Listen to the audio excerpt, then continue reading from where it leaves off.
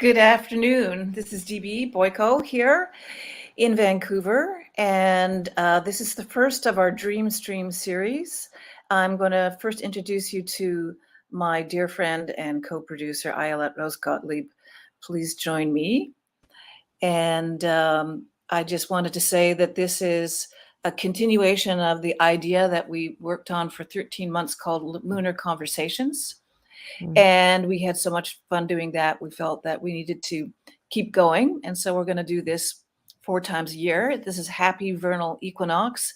It will happen sometime around the equinoxes or thereabouts, whenever something comes our way. And we were very lucky today that just happened to be the release of a new CD by Hildegard Westerkamp, who's a colleague of mine. And maybe we should just bring Hildegard and her daughter, Sonja Ruebsaat, into the room with us. Yeah. And it's a pretty interesting coming together. The recording that we're going to spend some time having a conversation about includes Sonja, archival recordings, and myself singing. And I don't know whether we still figured out or when we actually figured out we recorded this, but I know it was composed in 1988, Hildy. And I did several versions of it in different places in Banff and Vancouver and on the radio. I'm kind of happy that it's a little bit mysterious as to exactly when we recorded it. I think it was 89 or 90. I don't remember. At Bullfrog Studio, we know that. Yeah, that took a while for us to figure this out. So, but this is part of a compilation of work of Hildy's called Breaking News, which has just come out on Earsay Records. And thanks to John Oliver for letting us do this today with Hildy's work. And very excited to share this piece of history. And we'll talk a bit more about history. Ayelet, did you want to say anything else before we sort of move forward? I just found out that today is the International Day of Happiness, which I didn't know existed, but it was a nice discovery and a nice day to feature a piece of music called Moments of Laughter. And Hildegard, I was excited when DB suggested we do this, because I feel like a lot of my work in the last few years since I've had my children has touched on sounds of motherhood in kind of a similar yet different way to the way you approached it in this piece. And I was very excited to, first of all, to discover this piece and to hear you, Sonja. And I want to share a little piece of music with you that I had done in the studio with my 3 kids and 2 incredible musicians, Erik Lawrence and Anat Fort. So we'll listen to a bit of that later as well. Really looking forward to hearing that, for sure. Thank you. There seems to be a lot of resonance there. Yeah. Yeah. Maybe just before we play this piece, and just want to acknowledge that Ayelet is a tour de force in having gathered some photos that you found from around that time of the recordings to provide some visual input as we're listening to this work. But maybe just a moment, because we're going to talk about the archaeology of sound after, but just a context for when you were putting this together, what was happening for you? Well, Sonja was born in 1977, sorry, 1977. And I had been doing a lot of field recording and recording in general. And of course, I could not resist recording her from pretty much day one on, and did not at all systematically, just when it happened to be a good moment to put the microphone somewhere and record her. And then eventually Sonja took over often and recorded herself. And you will hear sometimes when she asked me to help her with recording, I want to listen to it. So she said, I don't know, what was it, age 3 or when you started? Yeah, you wouldn't remember. It was about age 3 when she did the actual microphone recording, and then eventually learned to rewind and work with the machine itself. Wow. And then when I got a commission in just 87, 88, I felt I would really like to put something together. And did it up to age 7, which seemed to be a good, well, there was a remarkable recording that Sonja made at age 7, and that kind of ends the piece. And yeah, it became this kind of development from baby sound to language, really, and storytelling. Beautiful. And fascinating to trace that. Yeah. You know, I mean, we're doing this also kind of under the blanket of the Orchard of Pomegranates, which is my kind of a platform for workshops and different explorations, multidisciplinary explorations. And in the Orchard, we've done some work around graphic scoring. And one of the things that I really loved when I was putting together this video for us that we're going to watch was to really go in depth into your beautiful score. And I just wanted to say a word about that because we're going to watch it in a minute. I love the way that you found very simple representations of complex sound that is very easy. I thought it was quite easy to follow, and I could really see DB correlating with it. DB's adult voice that was recorded separately from the tape, and how very clearly you scored the tape, and we could have a visual context to what we're hearing. Yes, of course, I wanted DB to understand the score and wanted her to be able to understand. I don't know whether you maybe have been involved also in looking at that and seeing whether, or maybe not, you saw it later. But anyways, there was this sort of feeling that the female voice had to certainly be able to read what was on the score that and to interpret that. And I also wanted to say that DB's involvement in the performances later was fascinating because DB, you related to this child's voice, Sonja's voice, in such a wonderful way. And one of the purposes in the piece was for me that I wanted to really think about the amazing vocal calisthenics that babies do and young children do, and then what we call extended vocal techniques in contemporary music, that they're very much connected. And DB, you really got into that kind of edge between that baby's voice and the extended techniques that we call them, right? Refinding those techniques that we grew up with, really. Yeah. Exactly. Yeah. All ready for us to use. Shall we listen? I'm dying to. Yeah, let's do it. Okay. Okay, I need to do it. Sorry, I'm waiting. Snuggle in for a little bit. Okay, one second. And we're doing this slightly differently because it's a big file. Moments of laughter, open.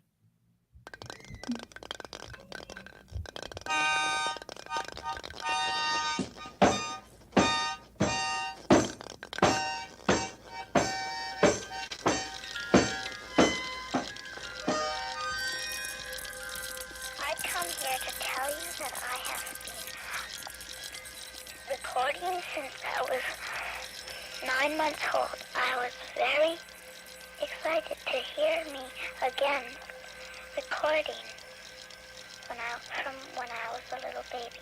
I've recorded tons of times since I was 9 months old, I think it is. I'm not quite sure. But I am so glad that I've been recording. I love recording. My mom's a composer. She does fantasy for horns and records sound. Well, today I don't quite know what we're going to do, but I don't know if we should do anything.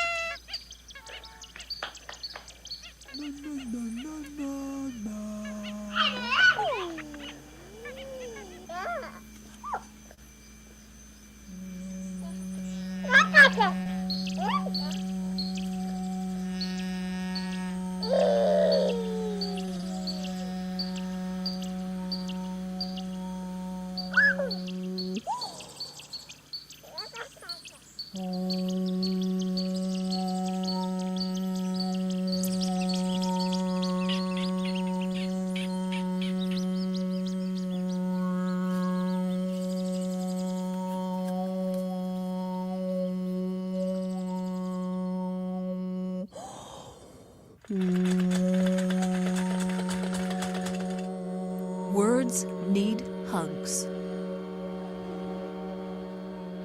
They need to find themselves.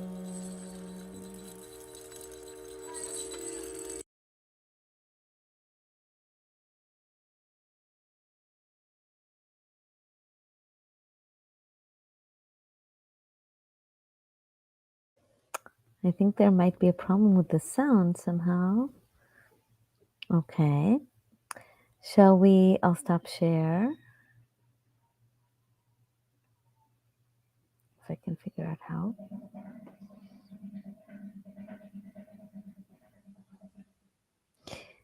Let me try to figure it out. And in the meantime, talk amongst yourselves. Maybe let's take this moment to touch base up to here, and I'll try to figure out the sound situation. Yep. Am I muted? Can you hear me out there in people land? And then Yes, there we yes. go. And there's Hildy. Well, I'm just from a personal perspective, because I've been listening to this work now for a couple of months on and off as the mastering process was happening. And I just so enjoyed Sonja's voice throughout this. And I'm now feeding back on myself. So we're creating our own electroacoustic piece here live in real time.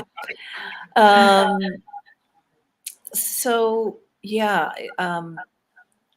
I think you did a fantastic job in the interaction with the baby's voice, especially the first two sections. They're a bit long from my composer's perspective, and I felt that you were the way you were conversing with the baby's voice was just hilarious and serious and engaging, like a conversation. and the way they feed off of each other is, I thought you did beautifully well. And this was recorded so many years ago, and I don't know what it's like for you to hear your voice now, which was also maybe a younger voice than it is now, right? It is a little bit younger. And, at that point in time, I was fairly new at performing vocal work. And so I would have been a lot more critical of myself listening to it. So now I can actually really relax and hear so much more. And that's really kind of what I'm getting at, is to hear what Sonja was doing is really quite remarkable as well. So there's a mutual fan club here. What does it feel like for you to hear your voice now? Does it sound like your voice? I don't know. I mean, I've heard it before, but it's been a while since I've heard the piece, and it just, reminds me of my own kids too, and just the delight around the discovery of their voices, and just being able to witness that just makes me smile. Yeah. Yeah. Ayelet, where are we at? You're muted. I think I need to check some technical stuff. Okay. So I'm here with you. I'm listening to you. Yeah. And I'm doing technical things. Okay. Well, we'll just keep jabbering a little bit here.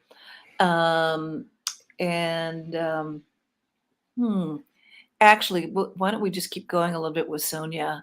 And Hilda, you and I were having a short conversation the other day, that Sonja, you had indicated that you actually might want to perform this piece yourself at some point in time. She's looking at me. What? You don't remember?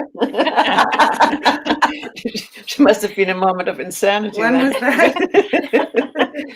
You were about, I think you were in your early 20s when you Oh yeah, maybe. mused about it. It's a while ago, yeah. I heard it. Yeah, I'm more of a dancer, less of a voice performer. Yeah. Might be fun to play with the sounds a bit, but I don't know if I'd be up for, maybe someday.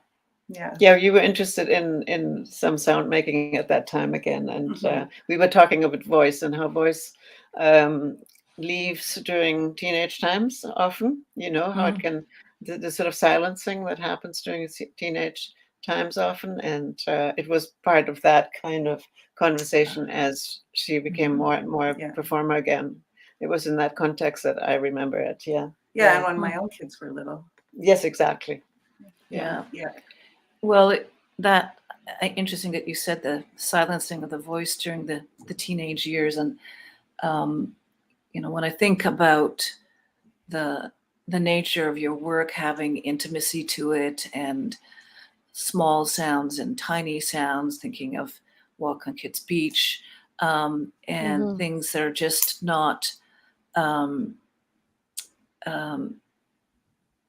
were not readily available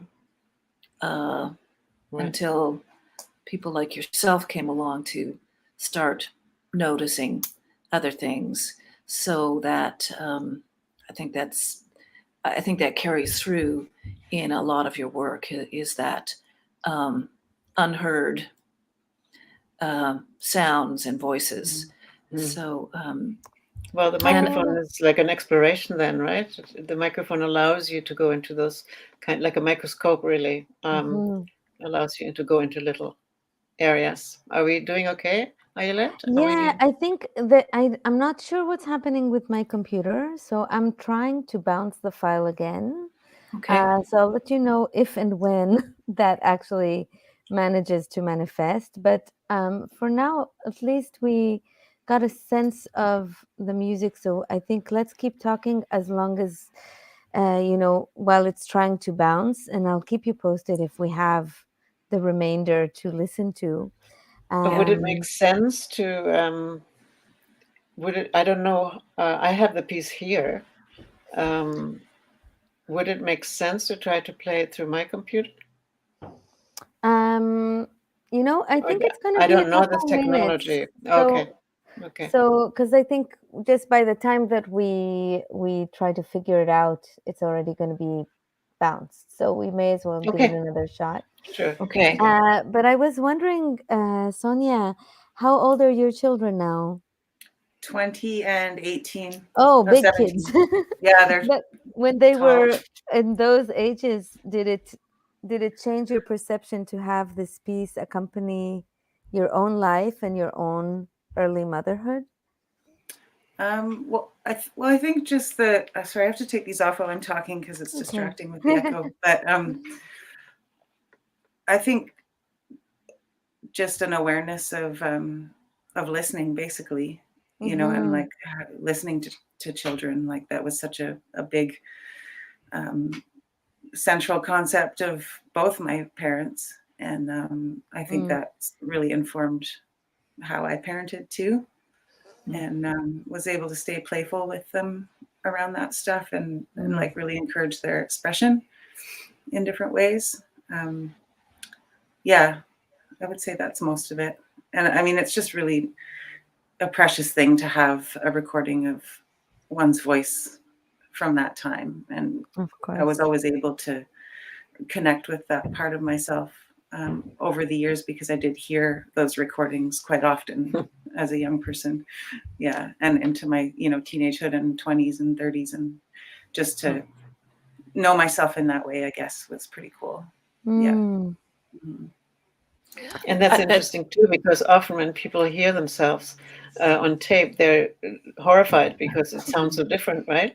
And Sonja was used to that from very early on, right? Yeah. To hear herself back on the tape. Yeah.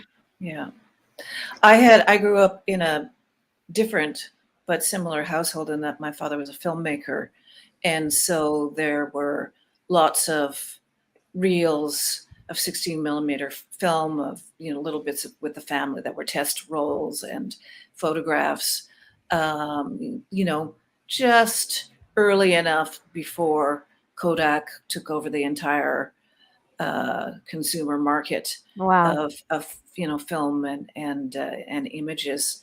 So that archival material was there, but I'm thinking in terms of sound, I have this really important feeling that Hildy, you were really one of the first women, that was actually recording women's voices and children's voices.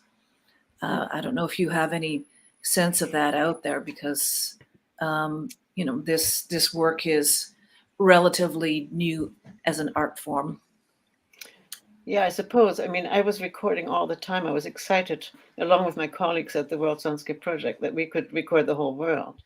And when I was doing my sound walking program on Co-op Radio, I was very public with my cassette recorder and microphone, walking through town and everywhere here, recording. And what actually concerned me then was that the curious people that wanted to know what I was doing, because I was so conspicuous with big headphones and microphone and big machine, and a woman, it was men approaching me, what I was doing, and children, but not women. So that in the sound walking show, I actually have very few female voices that are part of that radio program. And I was very conscious of that after a while. So that was part of the microphone moving through Vancouver without me proactively pursuing female voices. Right. I was just recording recording what is. And in a way, I was doing the same with Sonja. She happened to be my daughter and a girl, and she was being recorded. And so then the whole consciousness of the female voice and the extended voice. I was doing my master's at the time, and I was thinking about the silencing that has happened generally in our society of the voice, which my theory was that the Music Corporation, the music industry, has a lot to do with that fact that we tend to prefer listening, having the music in the background rather than making the sounds ourselves. And there's this incredible shyness of singing these days, even with myself, but with many people. There's no direct visual connection to singing and the voice, and it's gotten worse. And so in the 80s, when I was writing this thesis, I was really conscious of that. And so this piece really fits into that stream of thinking at the time. It became political and it became feminist on some level. It became a bit of commentary on contemporary music that was making a big deal about the extended vocal technique, and again making that connection to our original voices as children. Can we remember that we actually were born with this instrument that can do all these things, and then there's this long forgetting, and then there is a relearning, and that to me was also political at the time. And so all those things figured into the piece. I was thinking about today, and I've been naming this as sort of an archaeology of sound, and just thinking about it's not that long ago, but it's long enough ago in terms of how we advanced through working with different technology. And I think for me, this piece is about bringing us up to speed in terms of that history. And, if we're unlocking a vault, we're looking at what is lying adjacent to it, right? And so interesting what you were talking about with your radio program and what voices allowed themselves to be heard, and what has taken a lot of coaxing. We're in a different time now, but we're still part of that coaxing. That's part of the unintended job that we have here.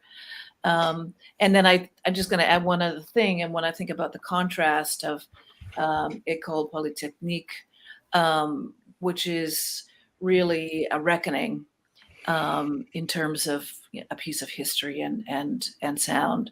So the nature, your approaches to your work are all quite different, actually. And so, Yeah, École Polytechnique is another piece on this new album, which was made this was a year after the massacre at École Polytechnique that happened. And in hindsight, nowadays I would not make the piece the way I did then. I was basically talking back to the horror of it, and didn't realize that this horror would just become a regular thing in our society after years and years. And so yes, each piece is different because they are different contexts. They're about different things. They're different. The recordings are different. The social, political, environmental context is different, and so each piece becomes its own universe, really, because of it, because of the choice of environmental sounds or people sounds in it. Yeah. So I think we have the sound ready to go. And I just want to remind people, if you want to check out this music, that it's on Bandcamp on Earsay Music, and the album is called Breaking News. And let me try to share sound. So we'll take it from about just a little bit before where it got cut off, and I hope think that the it moment works. for, yeah. One moment. Okay. Let me wait that I can just open it. Here it is. Okay. Okay, and we'll skip ahead. Okay, we're about here. Is that correct? Okay.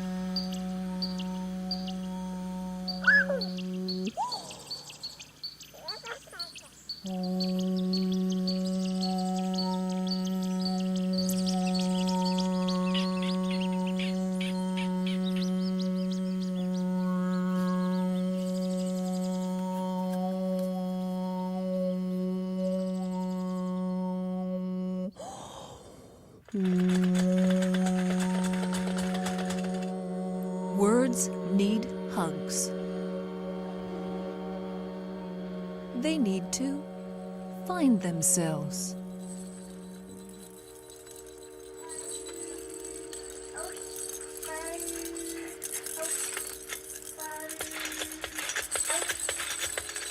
All those words need lost things.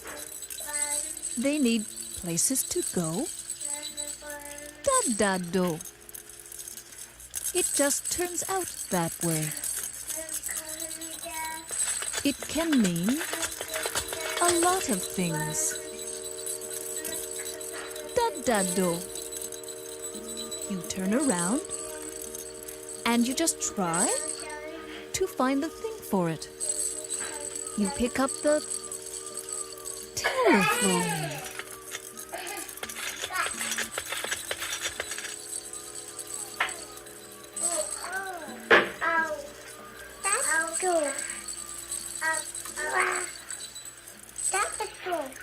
It is just a word looking for home, like a teddy bear.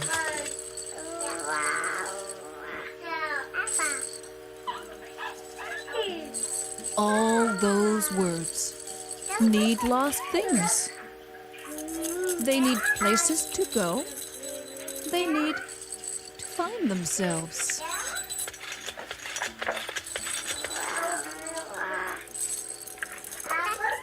Like when you are lost and you are looking for a girl named Jennifer.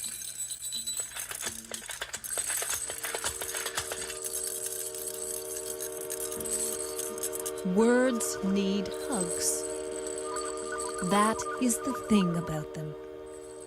They need to go to those places and find themselves.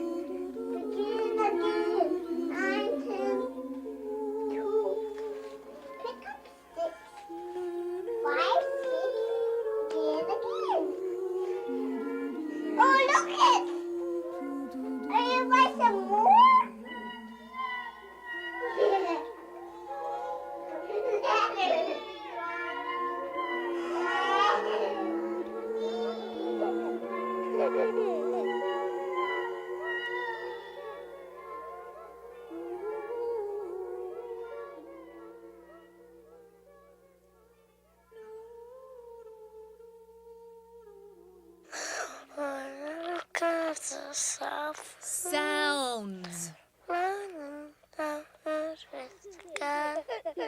Voices. Word. Song. Man. Woman. Woman. Sound. Listen back to it. I want to hear myself. Word. Listen back to it. Flowers. Garden. Back to it. Wait.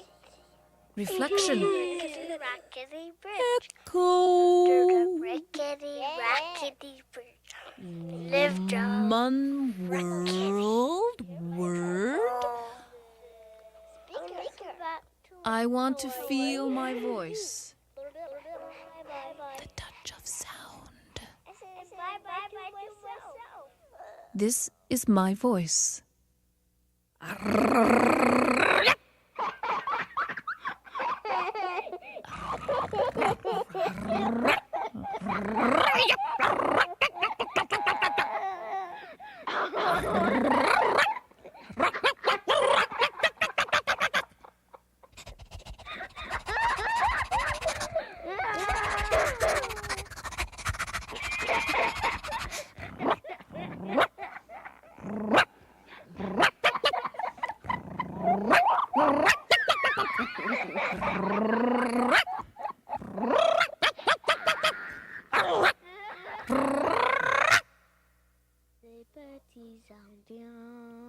Les petits Indiens dans la coupe, ça sleep. Once upon a time, there was a princess with golden hair.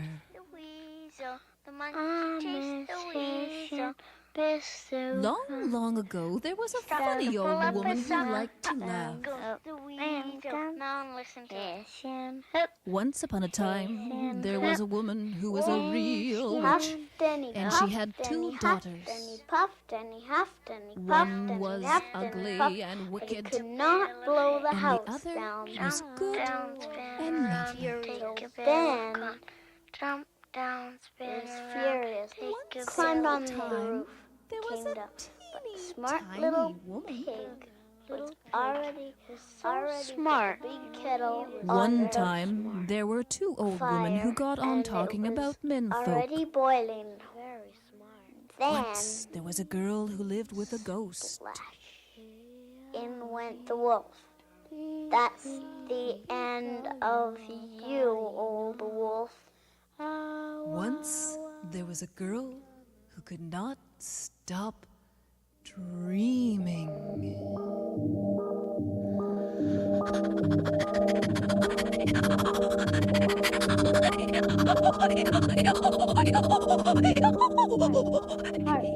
Heart. Down to the middle of the earth, to the heart, to the heart. My mom dug down to the middle of the earth, to the heart, to the heart. My mom dug down to the middle of the earth, to the heart, to the heart, to the heart. My mom dug down to the middle of the earth, to the heart, to the heart, to the heart. Down to the middle of the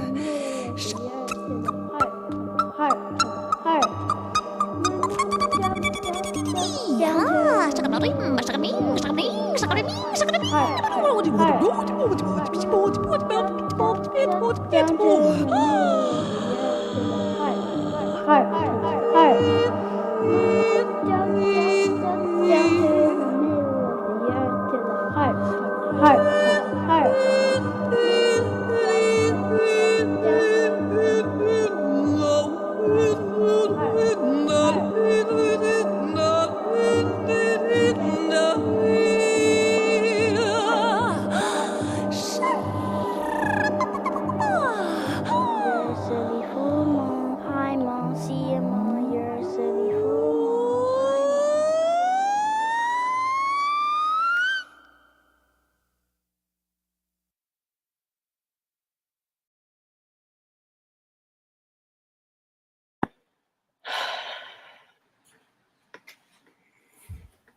That Can I ending ask? is so remarkable. Can I ask you this question, Sonja? How you got to those words? No idea. I'm just every time so moved when I hear those words. Yeah. They're Me the best words a mother could hear. Yeah, especially the last ones. Hi, Mom. Yeah, See the you last on your cell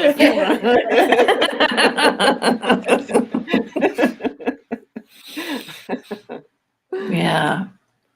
Thank you. They're, yeah. It's beautiful to see the progression from this baby stage until like a little poet emerges in you, Sonja. Yeah. And now she is a poet. Yeah. Yeah. Mm. Who knows where those poetic words come from in the end? Yeah. Well, I know we were in the garden when I sang that, wasn't I? You were in the room. So it was a Making literal love. digging. Okay. Yeah. Yeah. Okay. That makes sense. Well, there's something about the immediacy and simplicity of children, when they're unfettered from adult context and layers and all of that they get to that. Yeah, and that particular recording is part of a piece that Sonja called Me by Myself in My Room. And she had done a major work through of something that her parents hadn't heard and listened through. And so she did this very long recording by herself that she didn't want me to listen to for a long time. And this line was very much a part of towards the end of that processing of what had happened. Sorry. That jumped. Sorry. Go ahead. Sorry. That jumped into the thing. We should jump into that thing because otherwise we're not going to hear your contribution. What time is it? Yes. Well, I just maybe one last thought here again from Sonja. Just I didn't know that came from a very long piece of you recording, and let you locked yourself in a room and recorded this, or what? How did that? Do you have a recollection of doing that? Yeah, I remember. Well, I don't know if I remember it or if I remember it because I've heard it before at this point. I think it was like 7 or something. Yeah, you were 7. Yeah. And I don't remember particularly that it was connected to that incident or whatever, but it's on the same recording. Yeah. I had given her a tape recorder because I was being interviewed downstairs, and so I didn't want her to disturb me. So I said, "Why don't you make your own recording?" And it was a good hour by herself. It's when I did that sorrowful song about not it's wanting about to my go without my parents. parents. That's right. There's a whole another long thing there. So dramatic. Yeah, she didn't want to go away from us, and we hadn't listened to her, and so she has this very long recording of how she did not want to leave her parents, and it was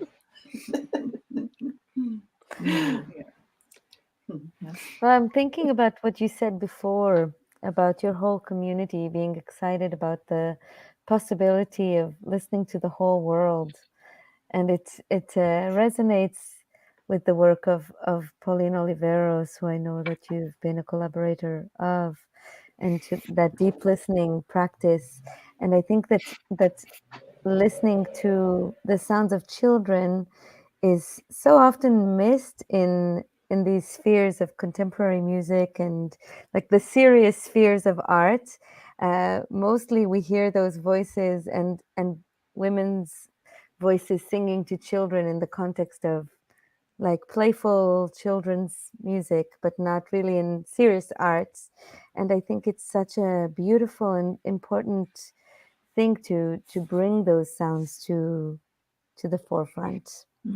And I remembered that Pauline was in Vancouver when I had just finished the soundtrack for this piece, and I was a little shy about it because it felt like maybe slightly unusual to do something like this. And I asked her whether she would come to the studio and listen to it, and her response was absolutely remarkable and kind of giving me a sense of grounding about what I'd just done, and really very sincere encouragement from Pauline, and her listening in the studio with me to this was was important.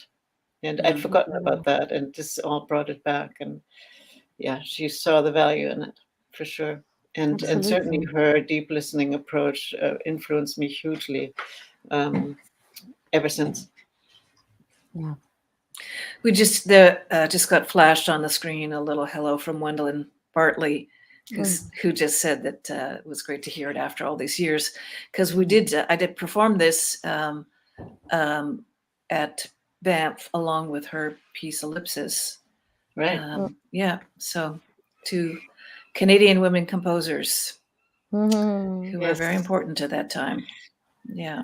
The two, we were always in the minority in the electroacoustic community, and we were always slightly nervous, and we became very good friends in that context. Yes. Yeah. Thanks for listening, Wend. Yeah. I think we should see what you've got to offer, Ayelet. Yeah, so I mean, this is a little short piece. It felt appropriate for this stream from the album. It's called "I Carry Your Heart," because we improvised on a couple of E.E. Cummings poems, including that one. The one I'm going to share is also an E.E. Cummings poem that we improvised on. And this whole album is a tribute to my mentor, Erik Lawrence, who lived in Jerusalem when I was a teenager, and I performed with him a lot. And he, when he was a young father, took his son, Erik Lawrence, to the studio, who was 8-year-old at the time, and did a whole improvised record with Erik and another child who was there.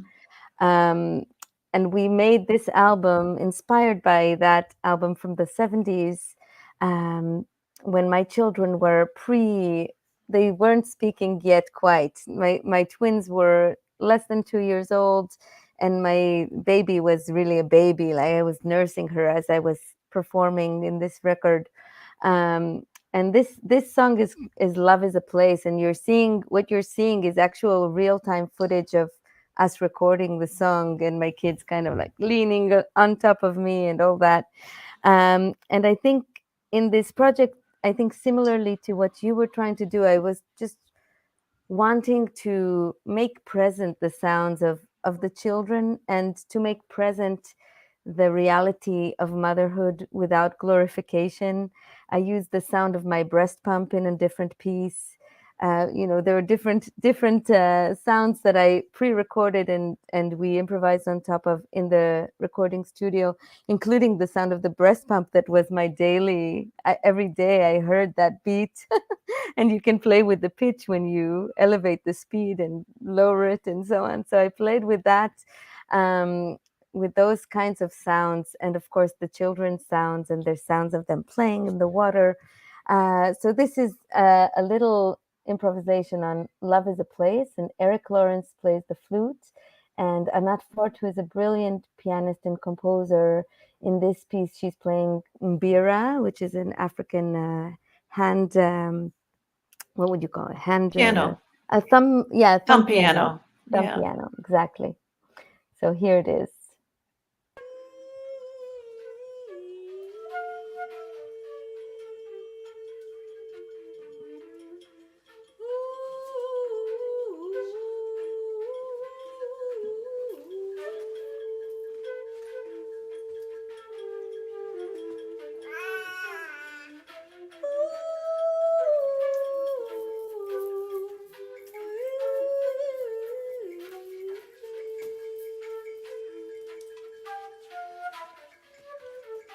Love is a place,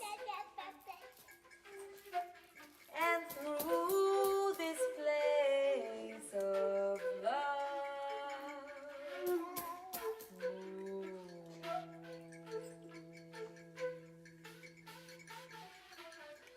with brightness of peace, all places.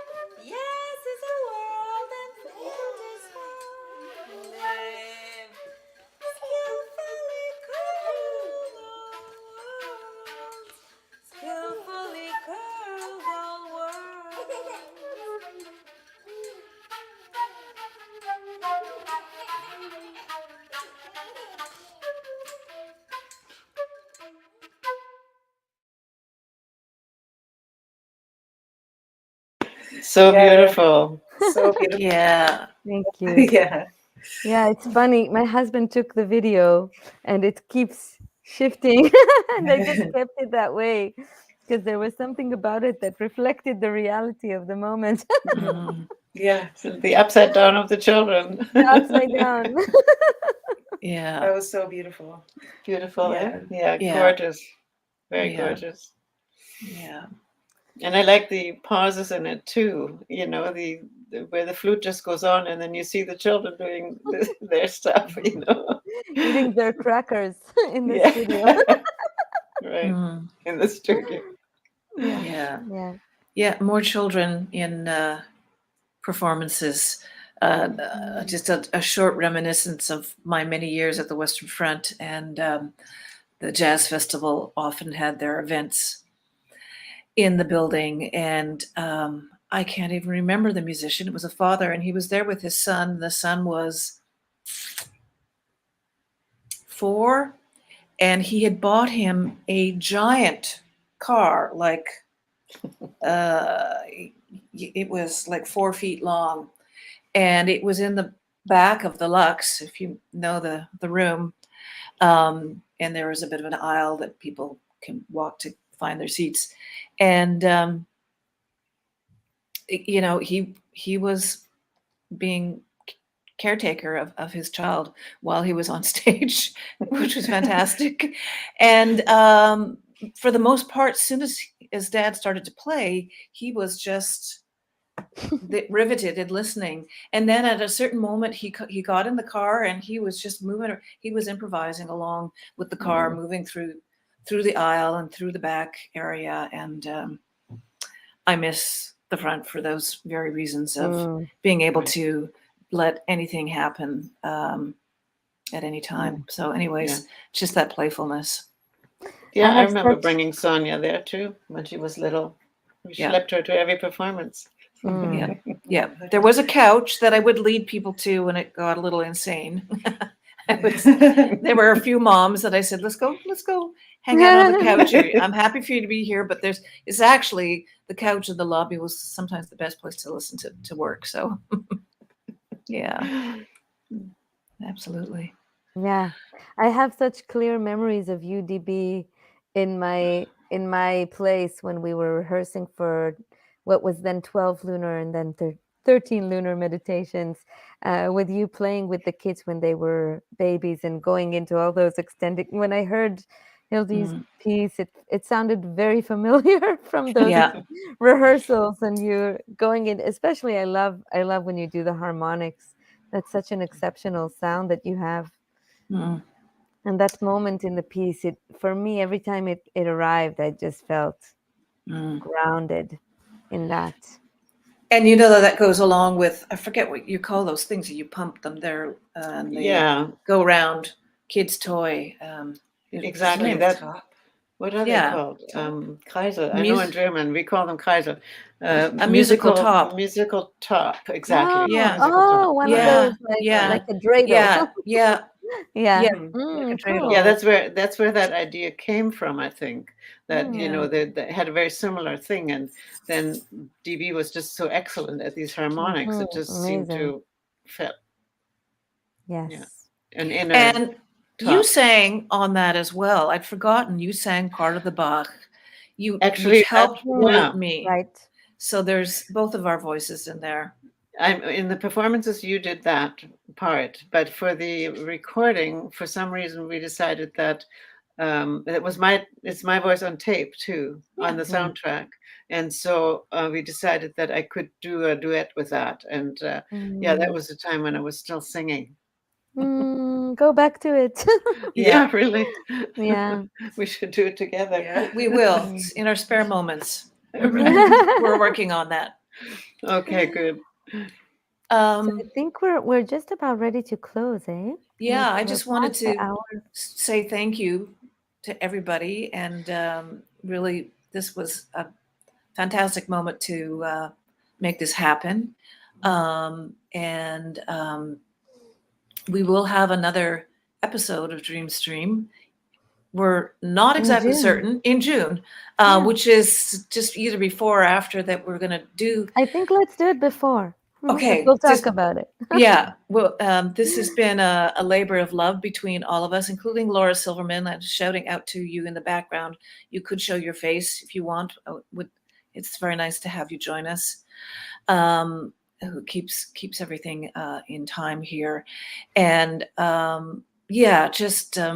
we will be doing something else, and hopefully a great opportunity will arise again to have a really pertinent conversation, as today was just exactly the right thing to do. And let's hear about the connection to Pauline with IONE tomorrow. Yeah, so tomorrow at the Orchard of Pomegranates, through our Patreon, and also as a ticketed event, IONE is coming to the Orchard to teach a Dreamweave workshop, which is another practice of ours.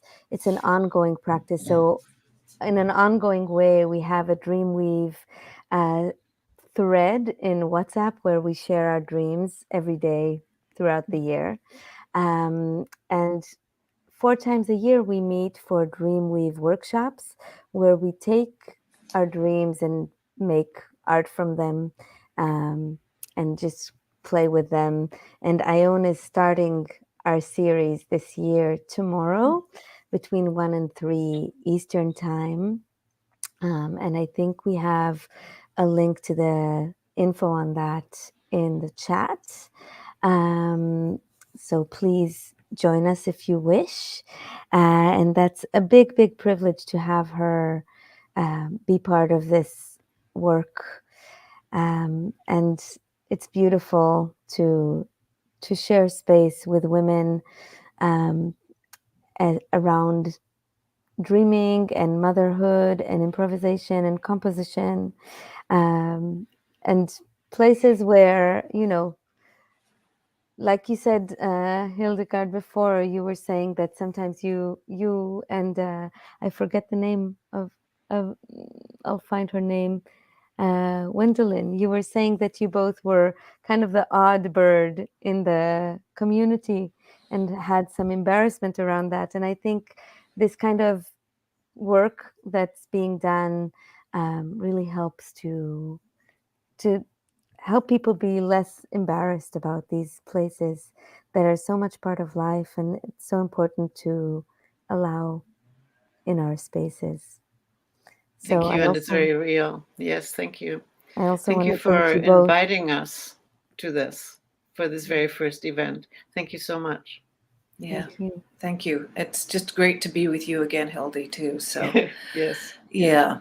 I also want to just thank Birdie Lawson, who made a beautiful video in honor of the equinox, and it's on the Orchard's Instagram page, so you can watch it there. Because because the pieces today were kind of long, we wanted to keep time for an open conversation, so we're sharing that via our Instagram instead. So thank you, Birdie, and thank you, Laura, and Hildegard, and Sonja, and DB.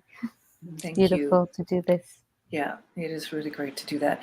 And just to let people know that we will be performing in Montreal in June. Yes. So very excited. One il Popolo. Yeah. On June 12th. Yeah. Great. Anyway, finally, with the lunar with the lunar meditations. Yeah.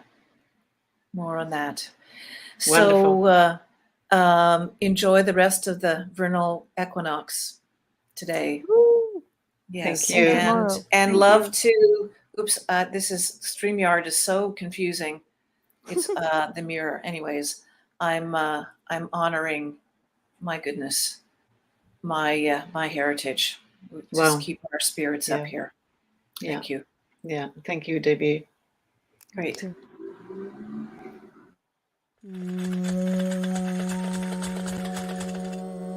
Words need hugs. They need to find themselves.